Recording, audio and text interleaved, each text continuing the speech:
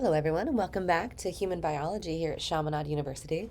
Today we will be discussing the nervous system, which is Module 7B in your course syllabus. So we're going to start by splitting the nervous system into two separate factions, but we're going to split it a couple of different ways. So this is the first way we're going to split it, but in a moment we're going to split it in another way as well. So just to kind of let you know that we're going to be dividing it multiple ways. The first way we're going to split it into the central nervous system and the peripheral nervous system. So what does that mean? That means the central nervous system is going to be comprised of your brain and spinal cord, and then as soon as everything leaves out of the spinal column to innervate the rest of the body, that's called the peripheral nervous system. So those are all the nerves that are going to connect back to the brain and spinal cord, but are going to carry impulses from the rest of the body, including the muscles, the glands, the sensory organs, etc. Now, both of these systems are going to use the same cell type that's going to be called the neuron. The neuron is a really specialized cell that's going to transmit electrical impulses. So it's going to take impulses in from the surrounding environment and then shoot those impulses out to either the next neuron in a relay or to whatever it innervates, such as the muscles or the glands, etc. Okay, we also split the nervous system into somatic and autonomic. So the somatic nervous system is everything that you have voluntary control of, anything that allows you to move things around. And the somatic nervous system is further split up into signals that are going into and signals that are coming out of the central nervous system. So afferent neurons are going to be the neurons that are bringing signals from the proprioceptors into the nervous system. So afferent neurons are what sends information back into the brain from your tactile receptors, etc. The efferent neurons are going to send information from the central nervous system out to the skeletal muscle fibers. And you have to consider that these two are working kind of in conjunction, right? Here you are stepping on a tack, and here you are telling your foot to move off of the sharp or hot or whatever object is causing you pain, right? So that's the somatic nervous system in a nutshell. It basically allows you to interact with your environment and make conscious choices about your voluntary control of your emotions. Now, we also have the autonomic nervous system. Now, the autonomic nervous system is everything that you don't really consider that just gets taken care of for you. Everything that is what we call under involuntary control. Things like your glands, your glandular secretions, for example. You don't consciously think about your reproductive organs. You don't consciously think about digestion or your endocrine system or your heart beating or anything that like your smooth muscle controls. So a lot of this is all just working for you, basically, without your conscious control in order to maintain homeostasis. Okay? So the enteric nervous system is a subset of the autonomic nervous system that's involved in rest and digest. Right? So if you picture that fight or flight is going to be what is going to be sending all of the signals to your voluntary motion, right? Allowing you to run, etc. It also is going to be involved in your autonomic nervous system because fight or flight is going to increase your heart rate, etc. But remember, the opposite of fight and flight is known as rest and digest, right? Rest and digest is going to be the enteric nervous system. And it has two different sets of what we call plexus. So what's a plexus?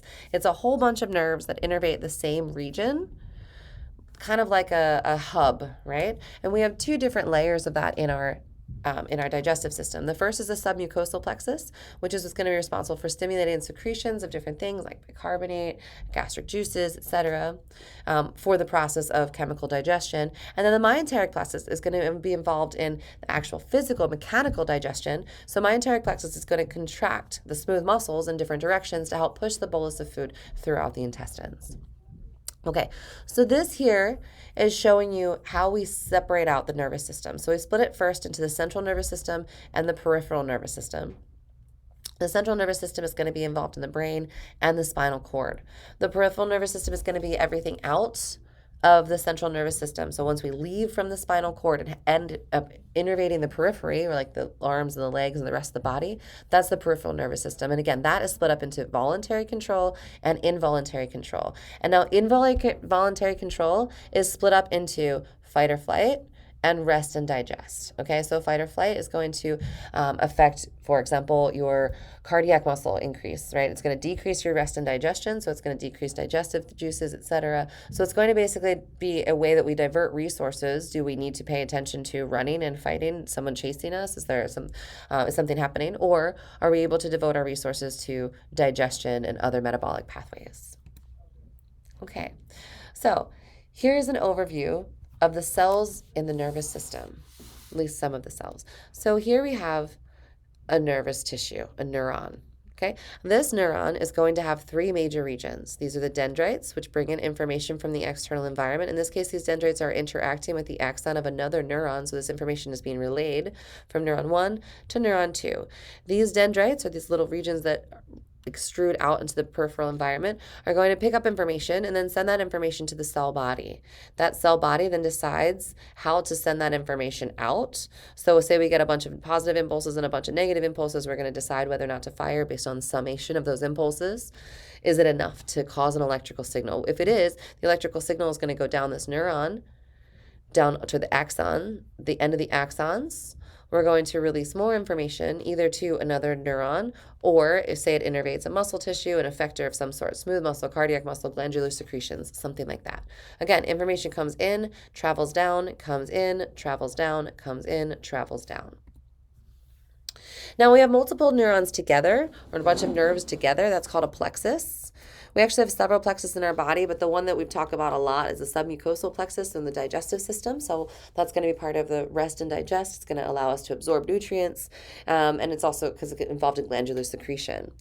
Now, when we have many different cell bodies coming together in a nerve, that's called a ganglion. So a dorsal root ganglia, for example, is going to have a bunch of the cell bodies coming together, but not the axons or the terminals per se, all together. And that's going to be responsible for bringing sensory information in. A really well-known one is the dorsal root ganglia that's going to be found at the spinal column that brings sensory information into the spinal cord through the dorsal root.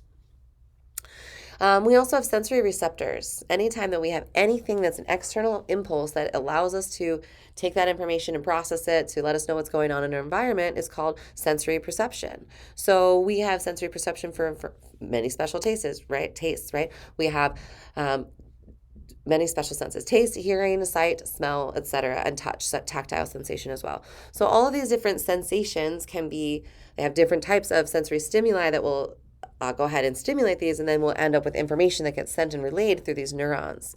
Okay, so again, we have special sensory neurons that are involved in each of these. So for example, for vision, we have special sensory neurons that are going to be attached to the rods and cones, which is photoreceptors, and those neurons then go out through the optic nerve into the brain to give us our sense of vision. So what's the point of the nervous system, right? The nervous system is responsible for detecting and interpreting sensory information from the external environment. So take that information in, analyze and integrate that information, and then respond to the external stimuli based on the information that comes in. It's also going to be involved in regulating your organ systems, known as homeostasis. And again, we have tons of different parameters that have to stay within homeostatic conditions, including temperature and sodium balance and pH, etc. The nervous system also functions in reflexes. If you step on a tack, you move your foot before you even realize that you've stepped on a tack. You step on something hot, you go, oh, and then afterwards you go, I think I stepped on something hot, because your reflexes are so fast and they're unconscious. Basically, you're sending information in from your foot that says, I stepped on a tack. It goes up into your spinal cord. It might not even relay it into the brain before it sends out information to your sensory information to your skeletal muscle. It says, hey, you're stepping on a tack, please move it, right? So sensory information in and then nervous information out, controlling skeletal muscle control. It's also involved in learning, memory, and emotions. Anything that your brain does is also part of the nervous system. So all of this is going to be involved in how we interact with our external environment.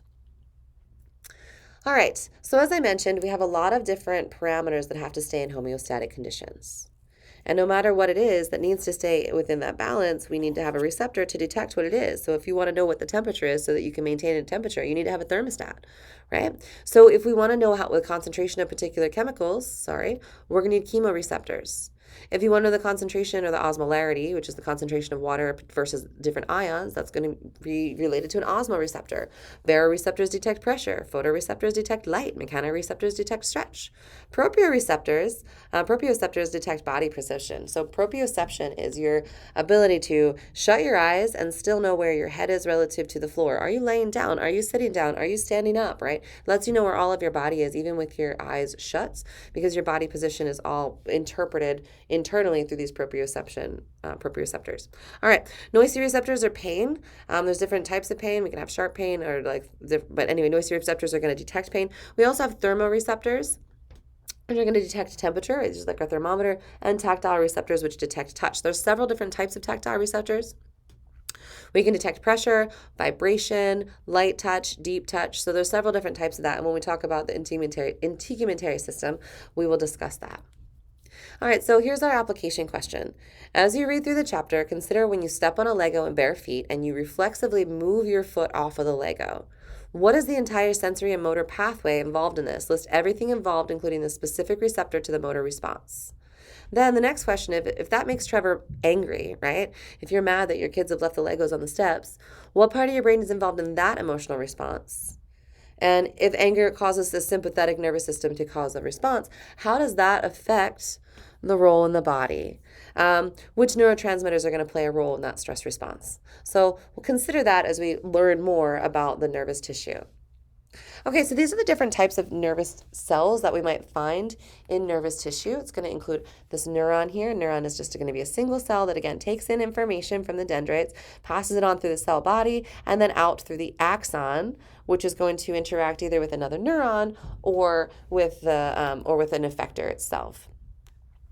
Okay, so a nerve is going to contain thousands of neurons, not just one, thousands of neurons that are going to connect to a specific location. Picture like the sciatic nerve is a whole ton of neurons that are going to run all the way down to your feet. We also have cells that are support cells. So I'm going to take a second to discuss something about neurons. Neurons are very specific to what they do. They take in electrical information and they relay electrical information. And that's pretty much it. They're princesses in every other way. They are princesses who have a very specific job. They do not feed themselves. They do not bathe themselves. They do not clothe themselves. They are only responsible for transmitting electrical signals. That means that all of the rest of the cellular responses are done by other cells, nurse cells, or cells that are their maid cells and their Cook cells, right? So we have special cells called glial cells. We'll also see oligodendrocytes. These are going to be cells that are going to support. So astrocytes and oligodendrocytes are types of glial cells. Microglial cells are also types of glial cells. These are all cells that are going to support the neurons in the central and peripheral nervous systems. Now, neurons are what we call terminally differentiated. That means they're not going to further divide. However, they do come from stem cells, so we do have a pool of stem cells that we can utilize to differentiate into neurons if needed. But typically when neurons are damaged, we have a very long wait time to be able to replenish nervous tissue. So if you've cut through a nerve, it can take a really long time to get feeling back to that area, if ever again. All right, nerves have, like I mentioned, the cell body, which is going to be looks kind of like a normal cell. It's got the nuclei and all the rest of the cellular organelles inside there, but it also has these specialty functions, specialty regions called dendrites. These dendrites are going to take in information from the external environment and send it out through the axon to the axon terminal. Here we're going to be wrapped here with myelin, so we have special myelin coating. This is the equivalent of wrapping an electrical cord in that nice orange plastic layer or rubber layer. Why? So that we can insulate it, so that we don't have any electrical loss as the information is being passed from here down the axon terminals to where it's going to be released here at the terminals at whatever the effector tissue is. So at the axon terminal, we're going to release neurotransmitters. And again, it's either going to connect to another neuron or to an effector, such as muscle or glands or something like that. Okay. So there's several different ways that a neuron can be organized. So neurons can be organized either as a multipolar neuron, as a bipolar neuron, or as a unipolar neuron. And basically, if you're looking at this like a house, the question is how many driveways does it have? Multiple driveways, multipolar. 2 driveways, bipolar, single driveway, right? All of these feed into the same driveway. That's going to be unipolar, okay? And these guys are all just ways that they're organized. Basically, they're all going to be doing the same thing, though. They're sending information one direction or another. So motor neurons are going to be neurons that send information to muscle, right? Skeletal muscle, smooth muscle, cardiac muscle. These guys are multipolar because they have to take in information from multiple locations, send it down the axon terminal into the actual muscle itself. Right? Here we have sensory neurons. These guys are typically unipolar, like this guy here. These are going to take information from receptors and send that information out back into the central nervous system. So these guys are afferent neurons, meaning information is sent inward towards the body, towards the brain. Interneurons are going to be connecting neurons that are going to connect one set of neurons to the other. They're fairly short, but they're basically just like a jump lead from one to the next. And then we have specialty sensory neurons in the ear, the retina, and the olfactory region that are involved in sensory perception. And they're typically going to be these bipolar neurons here that are taking information in and sending information directly out through the axon terminals into the brain itself. All right, so let's talk about the glial cells. Remember, these are the handmaiden cells for the princesses. These are going to be involved in a lot of different cellular responses. Anything that these cells need to have taken care of that they aren't going to do for themselves, basically anything that's not an electrical impulse, is going to be taken care of by astrocytes, microglia, oligodendrocytes, and ependymol cells. All right, astrocytes are going to be responsible for regulating ions and neurotransmitter in the cellular fluid, the extracellular fluid. They also are going to help guide neurons to the correct location during embryonic development. So as the neurons are forming, as the brain connections are forming, the astrocytes are pulling things from one direction to the other. These guys also are going to have they're going to form the tight junctions here for like the blood-brain barrier, etc., as well as being responsible for storing glycogen.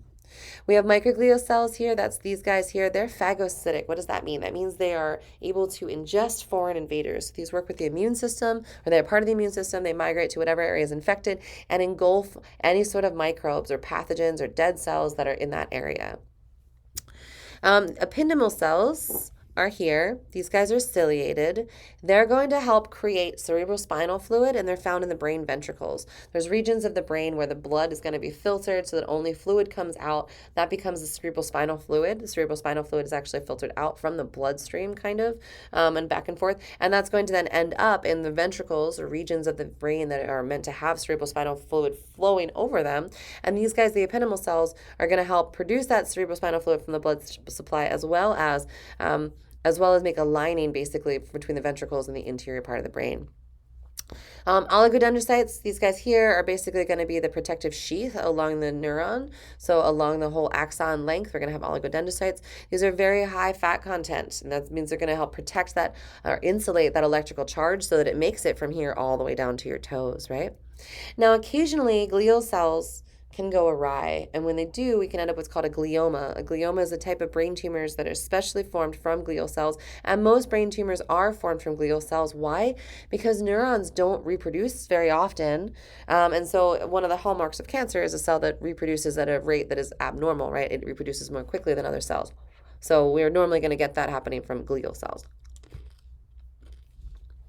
Okay, so we have a concentration gradient on either side of the membrane, which basically means that fluid that's in the cytoplasm and fluid that's outside of the cell in the interstitial fluid are going to be slightly different. Different ion concentrations, like in terms of like sodium, chloride, potassium, etc. And so inside the cell, we're going to have more potassium, or want to have more potassium than outside of the cell. And outside of the cell, we're going to have more sodium and chloride.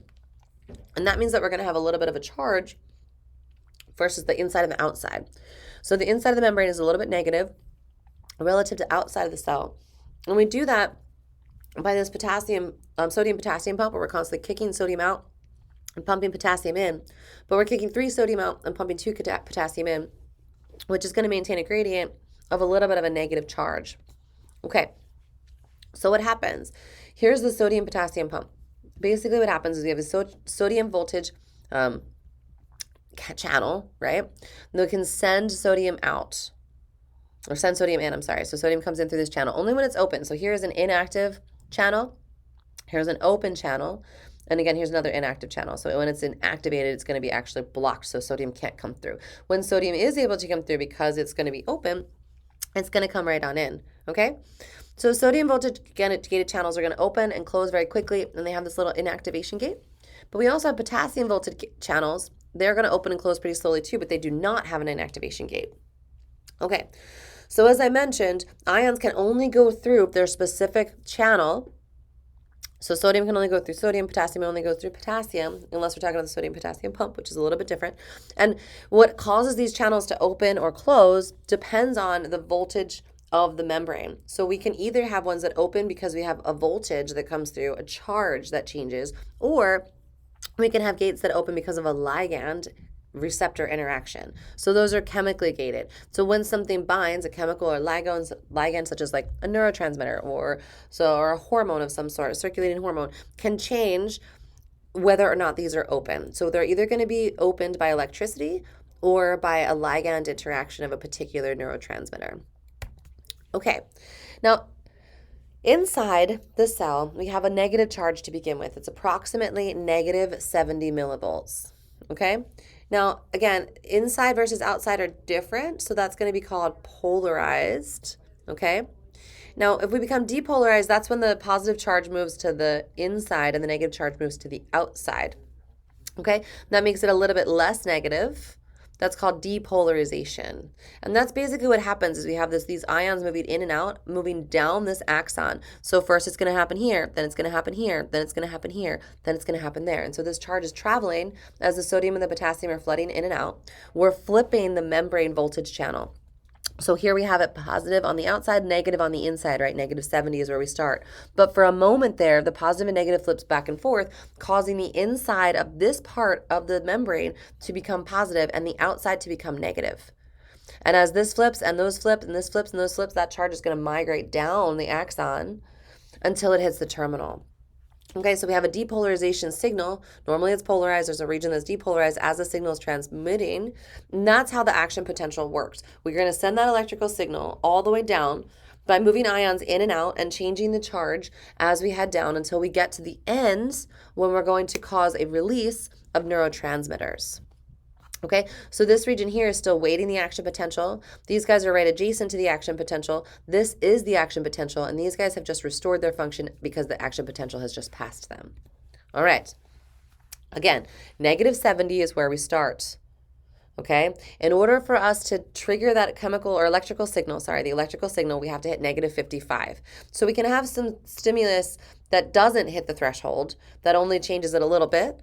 And then we can have stimulus that's going to hit the threshold. When a stimulus hits that threshold level, when it makes it go above negative 55, that's called depolarization. And as soon as that occurs, it's going to be a rapid onset where we're going to have sodium flooding in, which means we're going to end up positive on the inside. So we go from negative 70 to positive 30 in a heartbeat.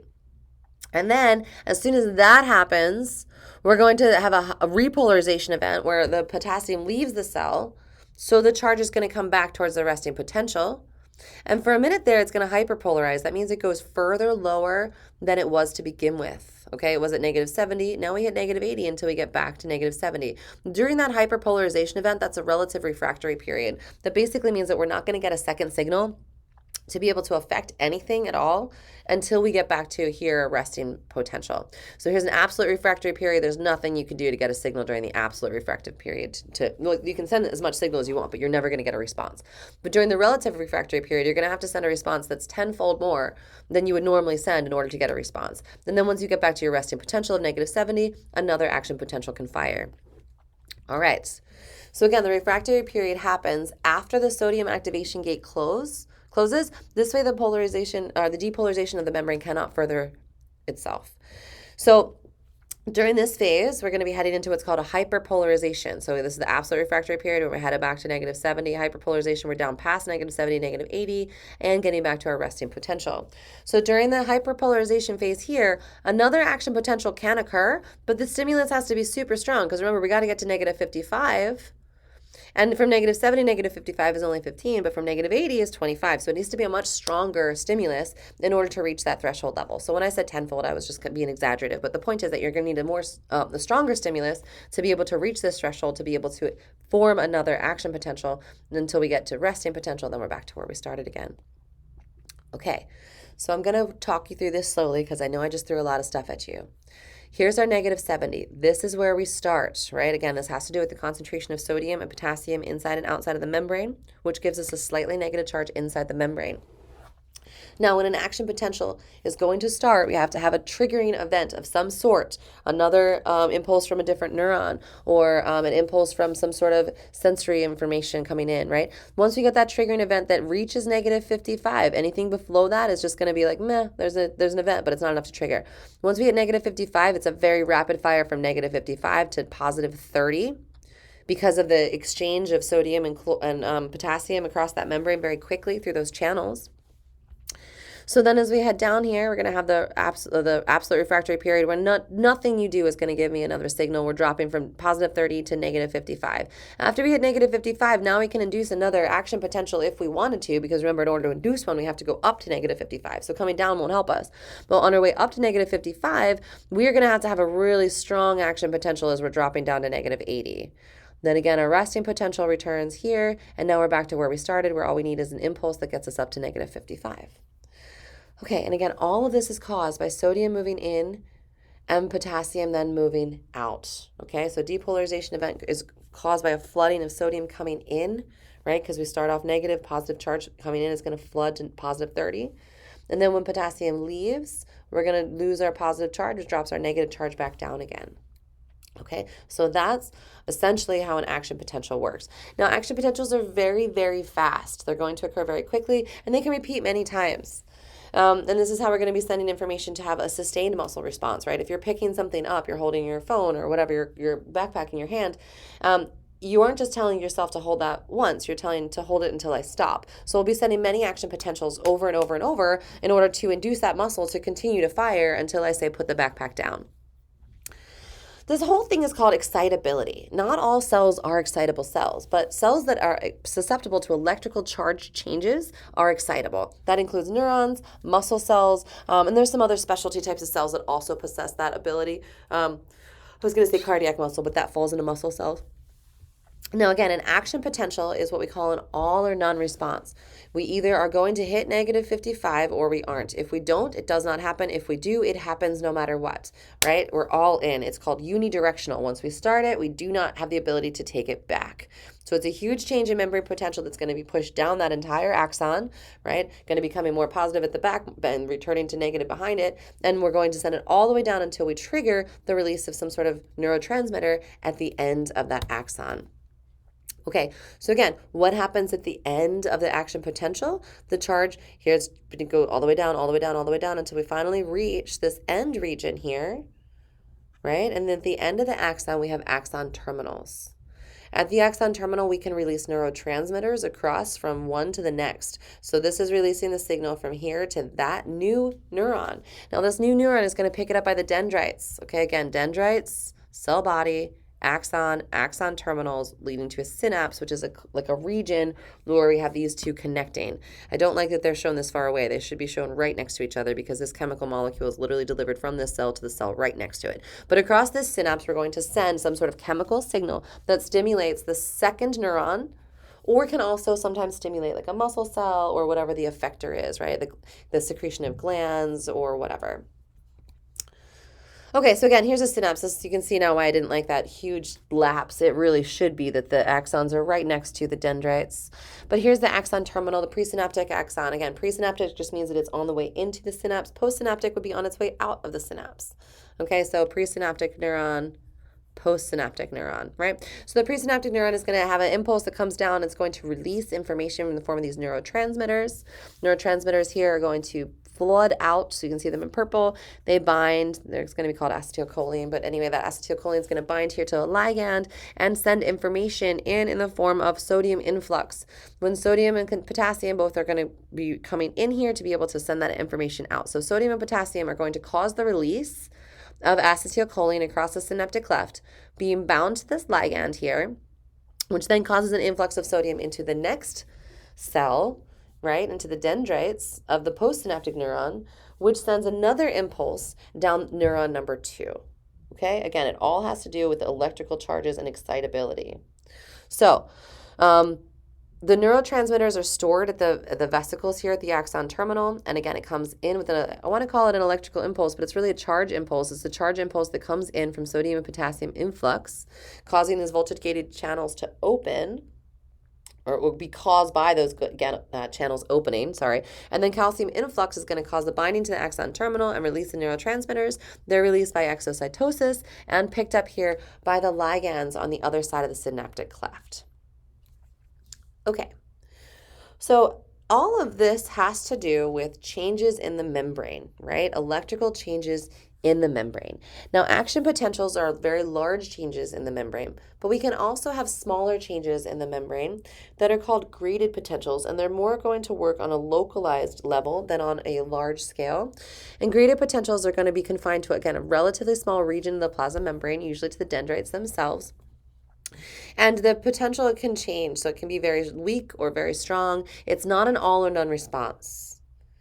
Now, graded potentials are summative. So if I have a ton of graded potentials coming in and some of them are positive and some of them are negative, they're all going to add up to either reaching the threshold or not. And the graded potentials are basically going to be given names depending on what they do. So receptor potential would be found at the receptor, synaptic potential would be the potential found at the synapse, etc. Pacemaker is a region of the heart that causes us to continue to keep a normal rhythm. This is what we might add. That's why we call it a pacemaker when we give someone a new one, because we're just giving them the ability to restore normal heart rhythm. Okay, so again, these graded potentials are going to be like partial responses, like a little bit positive, a little bit negative, all summative. So what do I mean by that? Some of them are excitatory. These are going to call these positive charges. Some of them are inhibitory. We're going to call this negative charges. And the additive nature of all of the excitation charges and inhibitory charges coming in are going to reach what we call summation. We can add them up. We can add them up either in time or in space. So if we have this one adding many different charges, positive, positive, positive, positive, positive, that can be many action potentials in the same location in a faster period of time called temporal summation, where we add it until we hit a region or a threshold essentially.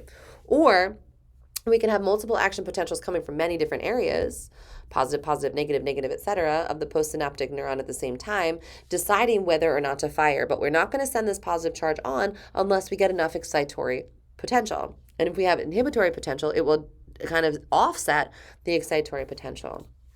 So it's kind of like taking things to a vote, right? Okay, let's talk about myelination, how myelination works, and how we can jump across our myelinated regions via what's called saltatory conduction. All right, so here is a myelinated neuron.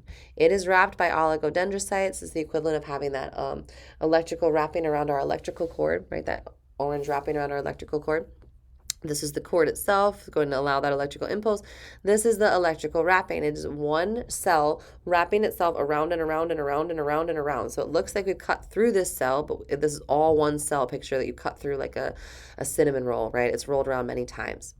Now, because we have several of these cells, we have regions in between them where the electricity is a little bit leaky.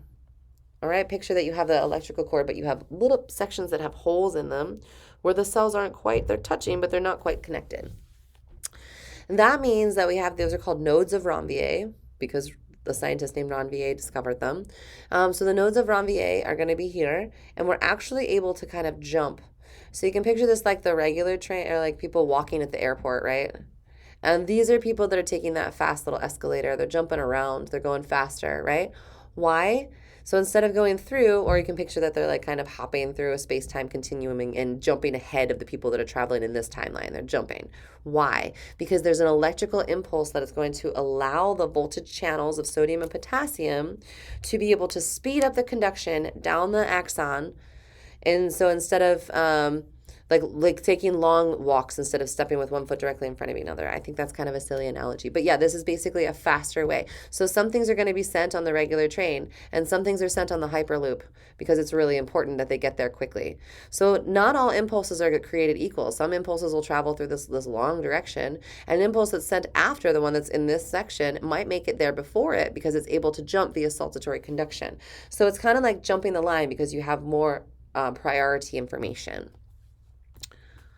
Okay, so let's focus on neurotransmitters for a second. We have several different types of neurotransmitters. That includes acetylcholine, dopamine, endorphins, epinephrine, norepinephrine, GABA, glycine, serotonin. Anything you've ever heard of that makes you feel good or makes you feel bad are probably going to be neurotransmitters because they're going to be molecules that are going to be working with your brain's receptors. So they're either going to be excitatory or inhibitory. What does that mean? They're either going to cause an excitatory response, like try to get that axon to fire, or inhibitory, try to get the axon not to fire, right? Acetylcholine is what was found at the end of the synaptic cleft. It's excitatory. It's going to cause muscle contraction. So if it's released right next to a muscle, it can cause the muscle to fire, right, to contract. And it's a main neurotransmitter of the brain that plays a role in memory, motivation, and alertness. So this is something that's going to come on in fight or flight. So if you've ever been in like a near-miss car accident, for example, acetylcholine flooded your system and made you really on edge and aware. Why? Because it activated your flight or fight mechanism. in your body where you had to become hyper aware of your surroundings because you were fearful for your life. All right. Dopamine is also excitatory. It's going to increase the ability to concentrate. It also plays a reward pathway. So it's been known to play a role in addictive behaviors, right? In things like gambling and drug addictions, because it's something that occurs normally as a response to having done something good, but it can be stimulated artificially. And when we get that artificial stimulation, we really like it, we get used to it, and we try to get it again and again. It's also expressed in the midbrain to help control muscle motions and can be also inhibitory. So it can be either excitatory or inhibitory depending on which pathway it's located in. So it's actually going to help control your motor motions, to be really specific. And if we end up with problems with dopamine, we know of a disease called Parkinson's, for example, is when dopamine is not produced in the right levels in the brain. Endorphins are going to make you feel good. They're going to be natural opiates. They're going to be both inhibitory and excitatory because they can produce feelings of euphoria as well as inhibit pain. So we can get something like, again, called like a runner's high. You get this when you exercise, but you can also get this from an injury. So you can have a rush of endorphins when you break a bone, which is going to help decrease the pain at that time, allowing you to be treated. Right. Also, again, have epinephrine and norepinephrine. These are going to be similar to acetylcholine in that they are going to be involved in the autonomic nervous system. These guys are going to be excitatory in one pathway, inhibitory in another, basically excitatory in the fight or flight, and inhibitory in anything involved in rest and digest. So increase your heart rate, increase your blood vessel contraction to increase your blood pressure, but also inhibit rest and digest and secretory motions for digestion, for example, because we're not worried about that. We're worried about fight or flight. So these guys are going to excite one series of organs and organ systems and inhibit others. We also have GABA and glycine, which are going to be inhibitory. These guys are going to decrease the excitability of your neurons. These are going to help calm yourself down. So instead of being overly excited, it'll help you feel a feeling of like calmness. And we also have glutamate and aspartate, which are going to cause excitatory pathways. These are going to be really important in brain function, like thinking, memory. These guys are basically going to be brain chemicals that are going to be circulated through your cerebral spinal fluid and interacting with your neurons in your brain. If we have too much glutamate, we can cause panic attacks or high levels of anxiety because they're super excitatory and causes learning and thinking, but overthinking, it can cause too much stimulation and make people really anxious. We also have serotonin. It's a calming thing. It's inhibitory. It's going to be found in the digestive tract during eating. That gives you that feeling of so full I couldn't take another bite and I really need to take a nap, right? So it's going to help aid rest and digest and decrease fight or flight. If we have low levels of serotonin, this can affect your brain function and your emotions and cause bouts of depression. Okay, so neurotransmitters, and again, they call these drugs, but these are things that are found in your body naturally that we utilize as drugs to treat abnormal conditions. So when you think of something as a drug, the only reason that it works as a drug is because it's either a biomimic or it is a biomolecule. So it's basically going to fit into the receptors that are provided already. So we talked about serotonin. Serotonin is going to be responsible for related to your mood and your mood elevation. So antidepressant medications are often SSRIs or serotonin reuptake inhibitors. So that means that the serotonin stays in the system a little bit faster instead of being resorbed back into the brain. Antagonists, again, they're going to actually, we don't really need to know how that works, but there are different types of antagonists that can prevent serotonin from being removed from the synapse so that it's going to stay there longer instead of being resorbed. That's basically what the SSRIs are. We can also have what's called a local anesthetic, so something that's going to stop our pain in a local region. And a good example of that is lidocaine or novocaine. And these guys work to inhibit the calcium channels, which are part of the pain response, right? I'm sorry, I said calcium, but I meant sodium. They block the sodium channels, and that's going to change the ability to create those action potentials, right? The action potentials happen because sodium is going to flood in, right? And if sodium can't flood in because the channels are broken, then the action potential can't fire, which means the information cannot hit your brain. So this is how some local anesthesia works. We can also change your heart rate, for example, by using calcium channel blockers. That's going to decrease the rate of neurotransmitter release, and so that can slow your heart rate down. And then we also talked about GABA a second ago. So we have several different types of drugs that are going to be based on benzodiazepine, including Valium and Xanax. You may have heard of these. These are going to be anxiety reducers. They help reduce panic attacks, etc. They also are going to help guard against individuals who have epilepsy, who might be prone to seizures, and help people fall asleep if they're having issues with circadian rhythm.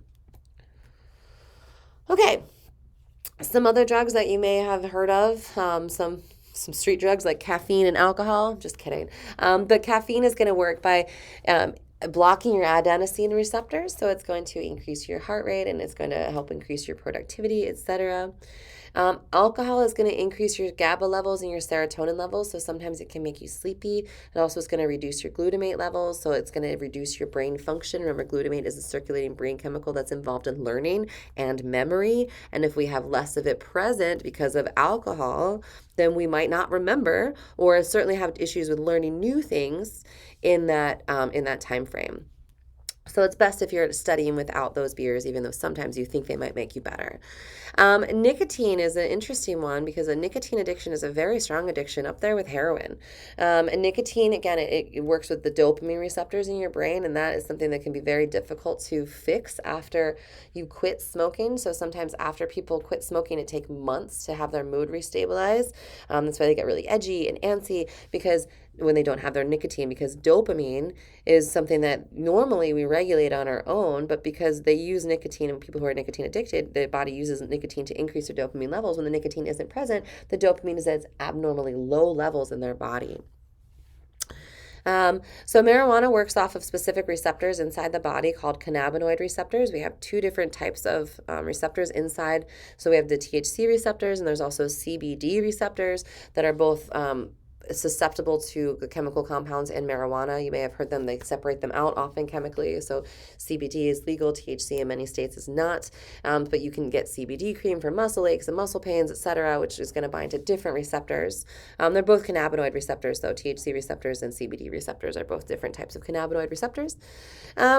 All right, so hallucinogens. How do hallucinogens work? Well, they're going to work by interacting with your brain in an abnormal way, telling your brain that it's stimulating vision that isn't present, or stimulating smells or emotions that aren't present, because we are mimicking. Again, these are all biomimics. So LSD, psilocybin, this is found in mushrooms, DMT.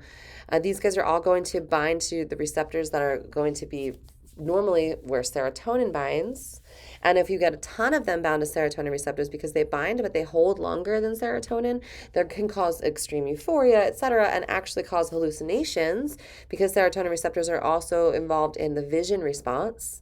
And so if we're affecting the brain by giving them visions that aren't present or other sensations that aren't present, that's called hallucinating, right? So those are called hallucinogenic compounds because they affect the brain in such a way that people believe that they are experiencing sensations that they truly are not, because the chemicals are causing those sensations in their brain for them. Remember, sensations are really all just interpretation of nervous information. And so if we can mimic or emulate that nervous information, we can stimulate whatever we want inside the brain. Anyway, that's how hallucinogenic compounds work. What about uppers like cocaine and methamphetamines? How do they work? They're also going to work on that dopamine response. Similar to nicotine. Nicotine is also an upper, right? These are going to increase the dopamine in the frontal lobe, which is associated with learning and memory, but it does it in a really weird way. So people might have very weird impulsive ideas that they think are really important that they have to follow through on right now instead of going through in a structured fashion. So because of where the dopamine is released, it can give them a lot of energy, but not necessarily directed energy per se, or maybe not directed in the right way.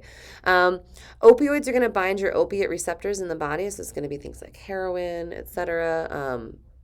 Also like opium, morphine. These guys all bind opiate receptors. There's actually a whole war on opioids right now. For a while, the answer from the pharmaceutical industry to anything from pain to depression, etc., was more opioids.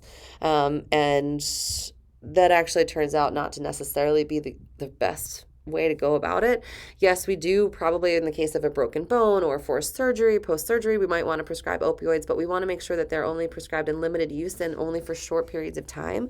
So we want to make sure that people who are on these opioids are given the chance to wean themselves off and entirely remove themselves from it. And as nurses, you guys might encounter opioid-seeking behavior when people come into the ER with phantom symptoms or symptoms that are highly exaggerated in order to try to get more opioids when they're suffering from opioid addiction. And we have an entire pandemic of opioid addiction here in this country.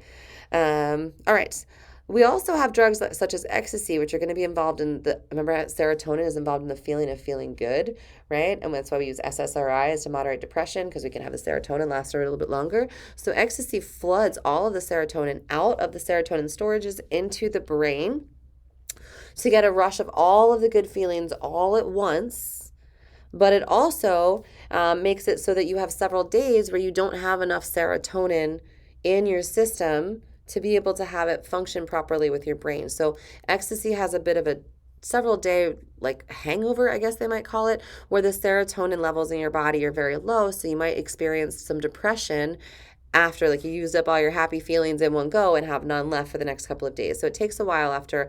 And additionally, ecstasy use isn't going to work for the next couple of days, at least not as well. You might have to, they will often have to use extra and extra because we've already depleted our serotonin reserves. So we can't necessarily restore them and replenish them immediately. It also is going to affect levels of oxytocin. This is the love compound or the love hormone that's found expressed when women are breastfeeding or when they're cuddling their newborn babies, or when shown pictures of their loved ones and family. Norepinephrine is going to be involved. It's kind of an upper. It's going to be involved in the fight or flight response. And then dopamine, again, it's going to be involved in the feeling of feeling good and giving you energy. So if we are going to end up with these all flooded at once, then it's going to take a couple of days of recovery time for our body to create these biomolecules again in large enough supplies to be able to utilize. So we might experience some abnormal brain function over the next couple of days afterwards. Benzodiazepines like Valium and Xanax, they're typically meant to be taken on a long-term basis, not to be taken occasionally, because they're meant to restore your GABA levels. GABA levels are neurotransmitters, and these are going to give you the feeling of feeling kind of happy and satiated. And so it can offset depression and give people the ability to see life as beautiful again. So these are going to be really helpful for people who are suffering from certain mental chemical abnormalities, so chemical imbalances in the brain. Okay, so let's talk about the spinal cord. The spinal cord is part of the central nervous system, right? The brain and the spinal cord. The spinal cord is going to be surrounded by the vertebrae. So this is a vertebrae. Every vertebrae is going to have similar characteristics, although as we travel through the spinal column, we will see differences between the cervical vertebrae, the thoracic vertebrae, and the lumbar vertebrae. But all of them are going to have a body and transverse processes, and also the spinous processes. So we're going to have several different regions that are going to come out of the spinal cord. So they're going to surround the spinal cord with this spinal vertebrae. But let's talk about the spinal cord itself. So the spinal cord in here is comprised of gray matter. It's shaped kind of in that butterfly, and white matter. All right. The gray matter is composed of interneurons, which is all of the information that's coming in, right? The entering axons of afferent neurons as well as glial cells are all going to be in that gray matter.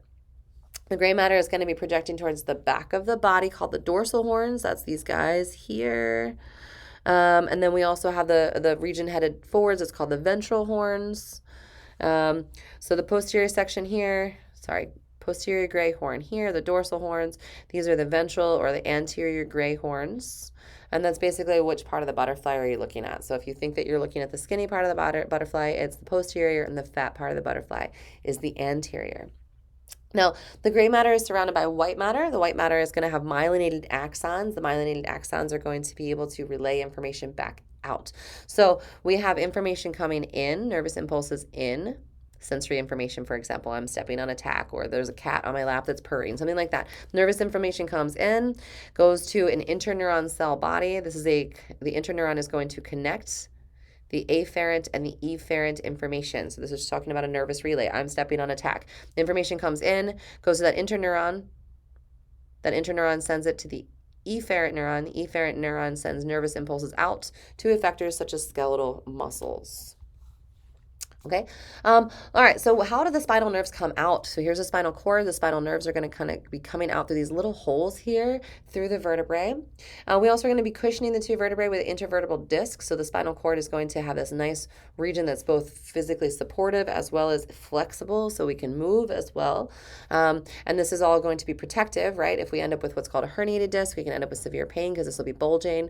Or if the disc or if the is pressing on the spinal cord, we can end up with impediment of sensation or feelings of being numb, for example. What does the spinal cord do? The spinal cord integrates the afferent information coming in, and the efferent information, the information going out.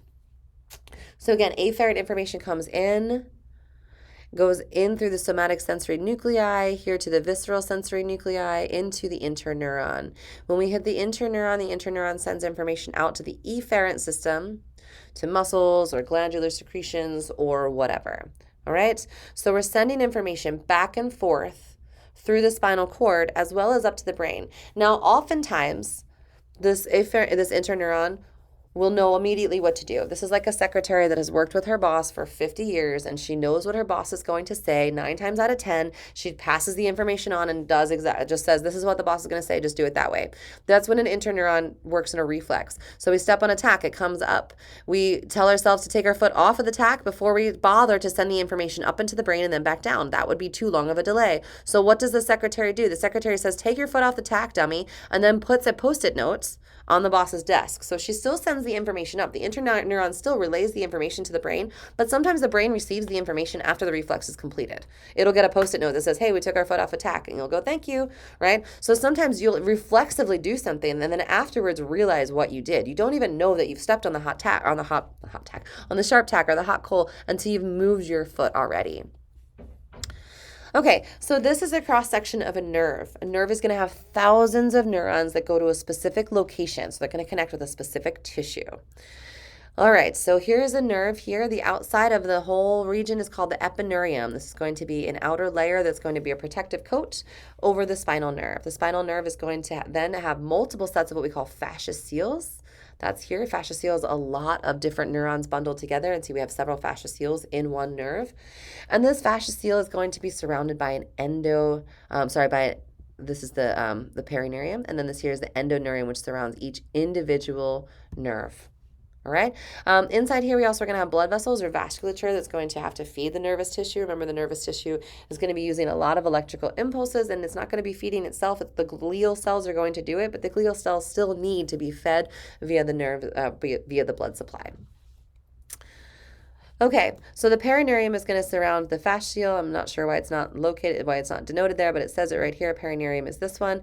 Endoneurium is that one. So each individual neuron is going to be surrounded by the endoneurium. The fascicle is surrounded by the perineurium, and the full nerve is surrounded by the epineurium. So we have multiple layers of electrical insulation to make sure that the electrical impulses aren't going from this nerve to that one, right? Or from this neuron to that one. So we have a bunch of ways that we're going to protect or electrically insulate each neuron from the others, as well as each group of neurons from the other groups. Okay. So again, we are going to start with the brain and the spinal column when we're talking about the central nervous system. When we're talking about the peripheral nervous system, we will be migrating outward, right? So here are the vertebrae, and here's where the nerves are going to come out of. And they're going to be in what we call plexus. So plexus is like having a series of nerves that are going to innervate the same region and have a little bit of crosstalk, kind of like having intersections at your, in your neighborhood, so that if something happens and we end up with a blockage in one way, we can still get there another way. So if there's an accident directly in front of you, you can probably find another way to get to your house. So here we have the cervical plexus here. It's going to be C1 through 5, all those cervical information. We also are going to have the brachial plexus here, C5 through T1. All of this is going to innervate like the upper neck and the shoulder, going to run down into the arms, where we have the auxiliary nerve, the medial nerve, the radial nerve, the ulnar nerve. These are going to serve the lower arm. As we head down, the T, or the thoracic region, those are the thoracic nerves here. The thoracic nerves are going to innervate our intercostals or our rib cage, allowing us to breathe. And then we had further down, we're going to get the lumbar plexus. The lumbar plexus at the L region is going to innervate our lower limbs, like our ilioinguinal canal, which is going to be the center of the inside of our hip, or our femoral nerve, which is going to run inside our thigh, or our obturator nerve, which is going to allow us to move our leg within our hip. So the obturator nerve is going to innervate, again, also our hip. As we get lower, we get the sacrum and the coccyx. The coccyx does not have any innervation, but the sacrum does. The sacral plexus, or L4 through S4, are going to have your sciatic nerve. It's going to innervate all the way down to your toes. People who have a problem with their sciatica can sometimes have this crushed for whatever reason. They've had injuries to this region, and it causes damage, which then causes severe pain or numbness. We also here have the femoral cutaneous nerve, which is going to be, cutaneous is the skin, and the pudendal nerve. So all of these nerves are going to service the lower limbs. Okay, so where does this brachial plexus end up? Here we go. So here we're coming out of there. We've got the auxiliary nerve. The auxiliary nerve is going to run through the armpit. Radial nerve runs all the way down to the radius. Ulnar nerve runs all the way down to the ulna.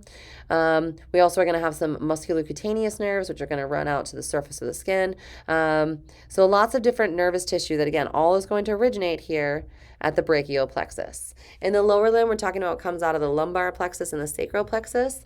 Basically, we're going to end up with here's the femoral nerve here. It runs inside the femur, or inside the region that's going to service the femur. We also are going to have here's the inferior gluteal nerve, which is going to run to the glutes. Superior gluteal nerve, same thing, going to run to the glutes. We have the pudendal nerve, which is going to run to that obturator region. The sciatic nerve is one of the largest nerves in the body, and it services all the way down. It splits into the tibial region and its plantar branches, so it's going to service the entire lower limb. In the front here, we have the fibular nerve, which is going to service the fibula. We have a superficial and a deep fibular nerve, so it starts out common and then splits into superficial and deep. So we have a lot of innervation in our arms and in our legs. Okay, this I just did, so I'm going to skip. So this here is for you to go ahead and fill out, so you can go through and talk about each of the different nerves, figure out which region it's in and which tissue it innervates. I believe this will help you when we get ready to do exam review. So this is just for you as basically a study guide, a worksheet. Okay, as I mentioned, those inner nerves, those inner neurons or interneurons that connect the afferent and the efferent systems often will act without sending information to the brain first. They will send information to the brain, but during or after. And that's called a reflex. It's an involuntary response to a stimulus that allows you to protect yourself. They're a protective mechanism that allows us to respond rapidly without having the time to make a conscious decision about how to respond, right? Because oftentimes if we have to think about it, we're going to factor too many things in. We're going to deer in headlights it, and the decision will be made for us in the form of being eaten by the bear or whatever it is that we're supposed to be doing, right? If we're standing on a hot coal while we're thinking about how to respond and it takes us 10 seconds longer to remove our foot, well, now we've gone from a small burn to a hospital trip. So these are protective mechanisms that are going to prevent something that's bad from getting worse. Now, we have acquired reflexes that occur through learning, as well as autonomic reflexes that occur without us thinking. Okay? Learned reflexes are going to develop over time. Learning to ride a bike, instinctively hitting your brakes while you're driving a car and something happens. Learning to play the guitar, right? Responding to a gunshot. I actually learned this one the hard way. My husband is in the military, so he has had this training. I did not have this training, and we were in the woods, and unbeknownst to us, someone else was also in the woods target shooting. But they didn't know that we were there, and bullets came really close to us. And my husband was on the ground without even thinking, and he actually had to stand up and throw himself on me to throw me on the ground. I was going, what are you doing? What's happening? What is that noise? Because my brain didn't have the acquired reflex to throw myself on the ground like his did. So acquired reflexes are the kind of things that are practiced, that develop over time, that you become better and better at, and then you come to do them without even really thinking. So these become unconsciously controlled reflex, or we call them habits sometimes. Once we learn how to do things in a particular way, we have a repeated behavior that become unconsciously controlled reflexes or habits. Like when you go home, you put your car keys down in a particular location, probably in the same spot every time, right? You might call that a habit, but it's an unconsciously controlled reflex. When you walk past that location, you go, oh, and you drop your car keys because your brain tells you to do so because you're automatically doing it. But eventually your brain stops having to tell you to do so, and you just automatically do it. Now, this can be super good or bad, depending on what the habit is. If the habit is making sure your car keys are in the same location every day, so you always know where they are, that's a good reflex, right? If your habit is to make sure that you clean your dishes every time that you use them, that's a great reflex. But if you have some bad habits, it can make it really difficult for you to break out of those bad habits to change because you don't even realize that you're doing them oftentimes, right? So bad habits can be really difficult to get out of because they actually have become reflexive and not just habitual. Okay, so a monosynaptic reflex is going to be like a knee-jerk response, literally a knee-jerk response. It happens when one synapse connects to one neuron, one synapse connects a sensory neuron to the motor neuron, direct connection. Okay, so we use this, it's a stretch response. Basically, if you've ever had the doctor tell you to hang your leg off the table, then they hit you right underneath the patella, and it causes this to contract, which causes your leg to pull forward, right? So the effector is the quadricep muscle. When it fires, it causes your leg to pull forward. And we use this to determine the health of the peripheral nervous system. So if someone does not have this knee-jerk response, or if they have a slow knee-jerk response or a weak knee-jerk response, they might have issues with their peripheral nervous system. So they might need to go see a neurologist. So this is a quick way that a doctor will make sure that your children's nerves are working normally. Now we also, so that was monosynaptic. We also have polysynaptic reflexes, reflex that involve more than one synapse. So that includes like something like a withdrawal reflex. That's the hot cold or the sharp tack that I've been talking about. Basically what happens here is that we're going to have a sensory receptor, which are all over our surface of our skin. So these are tactile receptors. And that's connected to an afferent sensory neuron. Afferent meaning going in, sensory neuron meaning detect sensation. So sensation goes into the integrated neurons of the spinal cord. And the integrated neurons say, take your hand off that hot thing, dummy. And then they send information up to the brain. But before they send, or as they're sending the information, they're also relaying information to the effectors. In this case, the bicep muscle contraction is going to cause the response of the hand being withdrawn. If we had to wait for the information to go all the way up to the brain and all the way back down, even though that might only take another millisecond is a very long time when your finger is on a hot piece of metal, right? So we also have what's called reciprocal innervation. And in order to understand that, I need you to understand that we have two different sets of muscles for extension and flexion. So if you were to reach forward with your arm, that's one set of motion, that's one set of muscles. And if you were to pull that arm back, it's a different set of muscles. It's the same way if you lift your leg versus lower your leg. Put your leg outward, move your leg inward. Anything like that, no matter what your muscle motion is, there's an equal and opposite muscle motion that is using different motions. So a really common misconception is that people think that you use one muscle, you contract it to do one thing, and then you push it forward to do something else. And there is no pushing forward with muscles. There's only contraction and relaxation. So in order for us to lift our arm, we contract our biceps. In order for us to put our hand down, are going to be contracting our triceps. So these are what's called reciprocal innervated. We have antagonistic and agonistic. So when one works, the other is releasing. When this one's contracted, that one's relaxed. Because there's no inhibitory neurotransmitters at the muscle level, because ACH is always excitatory. So the inhibition has to occur inside the spinal cord itself. So again, when we're contracting one agonist, we are relaxing the antagonist. And that's how we get equal and opposite motion. Okay, we have a set of cranial nerves that come directly off of the brain. These are involved in a lot of our sense of sensation, but they're definitely involved in everything that has to do with our head. So the brain and cranial nerves can be involved in the sense of smell, vision, eyelid and eyeball motion, facial sensation, control of chewing, motion of the eyeballs, different types of tactile sensation in the face, facial sensations, taste, facial expression, the ability to cry, right? That's called the lacrimal apparatus. The ability to create saliva, right? The vestibular cochlear nerve is going to be involved in equilibrium and hearing. And when we get to special senses, we'll talk about that. Glossopharyngeal involved in taste, swallowing, speech, salivation. You can see all of these have to do with the head and face. Okay, now I'm not going to ask you to memorize specifically which one does what. or where they originate or where they work. But I do kind of want you to understand, like probably what I'll ask you is, where does the olfactory do? It is involved in the sense of smell. Optic is involved in vision. So a lot of these, I guess really what I would like you to just know is you don't need to know that 4 is trochlear, for example, but you need to know that trochlear moves the eyeballs. And the abductans also moves the eyeballs in a different way. The vestibulocochlear is involved in equilibrium and hearing. So I guess what I do want you to know is the nerve and the function, and that's just about it. I don't need you to know which number lines up with what, or where they originate, but I do want you to know the optic nerve is involved in the sense of vision. I feel like that's pretty basic. Okay, so there's 12 pairs of cranial nerves, and they're all going to innervate different parts of the face. And then one is called the vagus nerve. The vagus nerve actually does innervate more than just the head, but everybody else just innervates the head. The vagus is going to innervate the GI tract as well. And sometimes they've determined that people who have idiopathic issues with digestion, like Crohn's disease or irritable bowel syndrome, sometimes their vagus nerve might not be firing properly. So they can put in a vagus nerve stimulator that causes it to fire. And then that can cause an increase in your digestive secretions and can cause you to be able to digest properly again. So the vagus nerve is involved in more than just the brain. It's also involved more than just the head and face. It's involved in digestion as well. But everybody else is pretty much just going to be involved in either the head or like the shoulders, head and shoulders, right?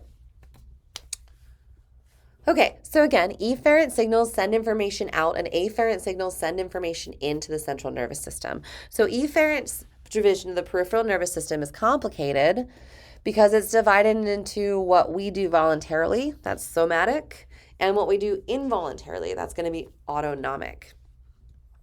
So the somatic nervous system, again, it's voluntary. It's going to innervate your skeletal muscle. It's always excitatory, right? If you're telling your muscle to do something, you're firing it. That's it. You're never telling it not, unless if you're not telling it to do something, it's not firing, but you're never inhibiting it. The neurotransmitter is always acetylcholine, or ACH. And it's going to be set up so that every neuromotor neuron is going to connect the spinal cord directly to the muscle fiber. So we have one motor neuron directly from the spinal cord straight to the muscle fiber. Now, autonomic is a little bit different, okay? So the autonomic is going to be all of your involuntary motions, things like your cardiac muscle, your glandular secretion, your reproduction, your digestion. It can be incitatory or inhibitory, so it can get information that says yes, turn on, or also turn off, whereas the somatic is only yes, turn on, or no signal at all, right? Neurotransmitter in this case can either be acetylcholine or norepinephrine, and these are going to be hormones that are released by the adrenal gland. The adrenal gland is just superior to the kidney, right, above the renal. So autonomic nervous system is also going to be multineuronal. So we have a preganglionic and a postganglionic, sometimes 2 or 3 postganglionic neurons connecting the central nervous system to the muscular gland. So we're going to be we have a bus change basically. Here you only have to take one bus. You go straight from the spinal cord to the muscle fiber. Here you go from bus A, right, going from the central nervous system down the preganglionic neuron to a postganglionic neuron, right? So that's a bus change from the postganglionic neuron into the muscular glands. Okay, so this is just kind of an overview of what this kind of looks like. So here we have the voluntary control. So this is the somatic nervous system. We have one neuron coming directly from the central nervous system, releasing acetylcholine at the effector, which is skeletal muscle, causing it to fire, causing us to have motion of our body, right? Now, the autonomic nervous system is going to be split up into sympathetic and parasympathetic, all right? Sympathetic is basically going to be doing the fight or flight versus the rest or digest. And sympathetic is going to either have the bus change that we talked about, where we're going to have a neuron that comes out of the central nervous system, releasing information from the preganglionic neuron to the postganglionic neuron at the ganglion, right, at the synapse.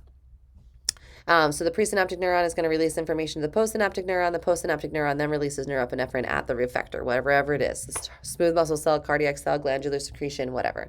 So again, this is multi-neuronal. This one is going to be multineuronal, but it actually that's not true. It only has one neuron, but it's going to cause a global secretion. So this is going to end up coming from the central nervous system to the adrenal medulla, to the chromaffin cells inside the adrenal medulla, which are going to be releasing acetylcholine. When acetylcholine is released, it's going to get into the bloodstream and cause a global response. So when that happens, epinephrine and norepinephrine are going to increase fight or flight globally and decrease rest and digest globally. So there's a couple of different ways that we can cause it, but the point being, it's not a direct connection. It is not a unineuronal system, right? It's at least bineuronal, but multineuronal probably. Or even though this is only using one neuron, it's not a direct link. It's going to cause a global effect instead of causing a localized effect. Okay, so the autonomic nervous system is also going to include the enteric nervous system, which is what's involved in digestion. So it innervates the entire gastrointestinal tract. And it includes special sensory neurons and interneurons. So the neurons of the sympathetic and the parasympathetic divisions are going to come out of the central nervous system at different locations. The sympathetic fibers are going to be coming out of the chest and the lumbar regions, whereas the parasympathetic fibers come from the brainstem and the sacral portions. So they're going to come from the upper part of the spinal column versus the lower part of the spinal column. And I know I just skipped ahead. I'll go back in a second. But this is what I mean. The parasympathetic division comes out of the cranial nerves and the sacral region at the lower spine. Everything else in the cervical, well, I guess the thoracic and the lumbar region is all going to be the sympathetic or the fight or flight. Okay, so that's what I meant when I was here talking about where the different regions of the fibers are going to come out of the spinal column. Okay, so there's a specialty set of postganglionic neurons in the sympathetic division that never actually develop their own axons. They're going to form what's called the Adrenal Medulla, which has two different regions, an outer and inner layer. The inner layer is going to have chromaffin cells that store acetylcholine. Okay, or epinephrine and norepinephrine, right? So when the preganglionic sympathetic axons fire in the adrenal medulla is going to release epinephrine and norepinephrine into the global circulation, right? Into the blood supply. So not neighborhood level, countrywide level, right? So this is going to affect a lot of different organs in that entire system. So when epinephrine and norepinephrine are transported, it's going to go via the blood supply. They're going to have specialty effector cells that have receptors, right? Norepinephrine receptors. And when the receptors, which are sensitized to these molecules, receive these ligands, then they're going to have an effect. Now, some things are going to be affected in a positive way by the sympathetic, and some things are going to be downregulated by the sympathetic, and vice versa for the parasympathetic. A lot of these different glands are going to be innervated by both sympathetic and parasympathetic information, meaning they can get innervation from both. Dual innervation means that they will receive signals from one pathway that are going to turn things on and signals from another pathway that will turn things off. And they're going to work in concert. So whatever effect one division has, the other division has the opposite effect. So during rest and digest, the heart rate is going to decrease. But during fight and flight, the heart rate is going to increase. During fight or flight, the stomach and digestion are going to decrease. During rest and digest, they're going to increase. So sympathetic versus parasympathetic are going to have different reactions on the organ systems. And they are typically going to be receiving what's called reciprocal activation, meaning that as one division increases, the other one decreases. So as we are increasing rest and digest, our heart rate is slowing, and our stomach and digestion is increasing. So they are opposite of each other, right? So again, parasympathetic accelerates heartbeat. Sympathetic accelerates heartbeat. Sympathetic is fight or flight. Parasympathetic, shown in blue, slows your heart rate down. Okay?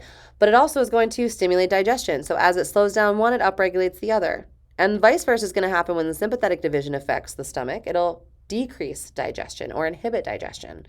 Right? So what my point here is that what happens when A is in charge is the exact opposite of when B is in charge, right? And they're reciprocally innervated. Okay, so these are different effects of the autonomic nervous system on the different tissues. As I mentioned, we have opposite effects usually. So on the eyes, for example, the fight or flight response is going to cause pupil dilation and allow us to see further away. Why? Because we might need to see foreign invaders that are attacking us. The parasympathetic response, we've just finished eating, for example, we're going to constrict our pupils and increase near vision. So again, these are equal and opposite. Lacrimal glands or tear ducts during fight or flight, no, you don't really have an effect. But during rest and digest, this is when we can end up with tears. So if anyone's ever been in a near miss situation where they have been almost in a car accident or something really bad has almost happened, and you've had a quick flood of adrenaline, that's your sympathetic response. Everything's fine for a little bit. Your heart rate is increased, your airway is increased, you're breathing heavily, but you think you've got it under control.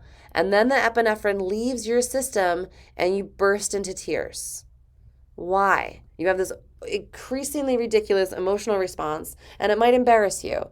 But why? What happened? The epinephrine stopped working. The epinephrine, which had this sympathetic response, disappeared, and the parasympathetic response took over, and now you're so relieved that you're crying. Okay? I'm just going to pick a couple of these. We don't have to do all of them, but like the heart with the sympathetic, so fight or flight, increased heart rate and increased force of contraction. With rest and digest, decreased heart rate and decreased force of contraction, right? So pancreas involved in digestion. So during the sympathetic response, we're going to inhibit the secretion of digestive enzymes. During the parasympathetic rest and digest response, we're going to increase the secretion of digestive enzymes. So you can see that very often we're going to have equal and opposite effects for sympathetic and parasympathetic responses. Okay.